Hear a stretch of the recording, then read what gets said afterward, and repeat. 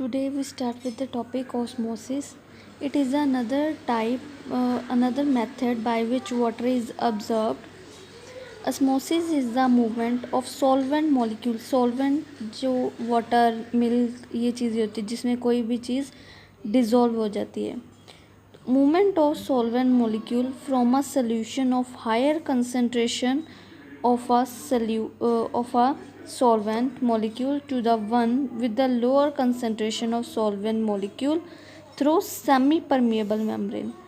तो मतलब क्या है कि ऑस्मोसिस और डिफ्यूज़न में जो मेन डिफरेंस है वो सेमी परमेबल मेम्ब्रेन का, क्योंकि इसमें भी मूवमेंट हो रही है सॉल्वेंट मॉलिक्यूल्स की और उसमें भी सल्यूट एंड सॉल्वेंट थी.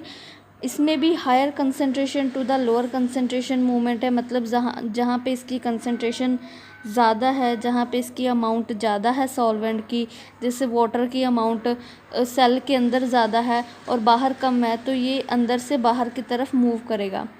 बट इसमें जो मेन डिफरेंस है वो है through semi permeable membrane. Now what is semi permeable membrane, उसके लिए ये पॉइंट है. Semi permeable membrane allow the movement of solvent molecule, example water molecule. मतलब सेमी परमिएबल मेम्ब्रेन जो होती है वो सॉल्वेंट मॉलिक्यूल्स को अलाउ करेगी, जैसे कि वाटर के मॉलिक्यूल्स को अलाउ करेगी through it, but prevent the movement of solute molecules. Sugar या सॉल्ट, सैंड, चॉक, इन टाइप के जो सल्यूट होते हैं, जो किसी चीज़ के अंदर जाके डिज़ोल्व होते हैं, उस टाइप के ये मॉलिक्यूल्स को प्रिवेंट करेगी. तो इसीलिए इसको सेमी परमिएबल बोला जाता है. सेमी का मतलब होता है हाफ और परमिएबल का मतलब होता है अलाउ करना, किसी चीज़ को परमिट करना. तो इसकी एग्जांपल है parchment membrane, cellophane paper, sheep और goat bladders, etcetera are example of semi permeable membrane. और इम्परमिएबल मेम्ब्रेन होती है जो किसी भी चीज़ को अलाउ नहीं करती. Do not allow diffusion either of solvent और सल्यूट, ना सॉल्वेंट को अलाउ करेगी ना सल्यूट को, तो वो इम्परमिएबल होती है. और परमिएबल जो सभी को अलाउ करती है. तो जो आगे ऑस्मोसिस है ये 2 टाइप्स की होती है. Osmosis is of 2 type. First है एंडोस्मोसिस, सेकंड है एक्सोस्मोसिस. तो एंडोस्मोसिस क्या होता है, it is the inward movement of water into a cell through a semi permeable membrane when it is placed in water or solution which is less concentrated, that is dilute solution, then the cell sap. it cause swelling of cell.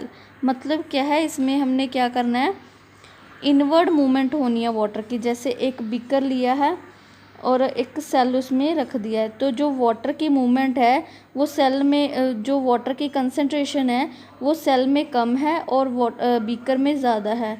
Obviously beaker ज़्यादा बड़ा होता है तो उसमें water ज़्यादा आएगा. तो inward movement का मतलब है वो बाहर से अंदर की तरफ मूव करेगा, तो उसको हम बोलेंगे endosmosis through a semi permeable membrane. Cell के पास सेमी परमिएबल मेम्ब्रेन भी होती है. नेक्स्ट आता है exosmosis. It is the outward flow of water from a cell through a semi permeable membrane when it is placed in a solution which is more concentrated. मतलब अब जो cell है उसमें जो वाटर है वो ज़्यादा है, डिल्यूटेड है, वाटर ज़्यादा है, और जो बाहर वाटर है उसकी कंसंट्रेशन ज़्यादा है, मतलब उसमें सॉल्ट एंड शुगर की अमाउंट ज़्यादा है और वाटर की कम है. That is has a lower concentration of water as compare to cell sap. Cell के अंदर वाटर ज़्यादा है और जो बाहर सोल्यूशन है उसमें वाटर की कंसंट्रेशन कम है. तो वाटर जो है सेल से बाहर की तरफ मूव करना शुरू हो जाएगा. Outward flow of water. It causes shrinkage of cell. इसमें स्वेलिंग हुई है सेल की, वाटर अंदर जाने की वजह से सेल जो है वो स्वेलअप कर गया है. इसमें वाटर बाहर आउटवर्ड आने की वजह से सेल श्रिंक कर जाएगा. तो इसके लिए 2-3 एक्टिविटीज़ भी दी हुई हैं, जैसे कि ये वाली एक एक्टिविटी है, एक्टिविटी नंबर 3 और 4.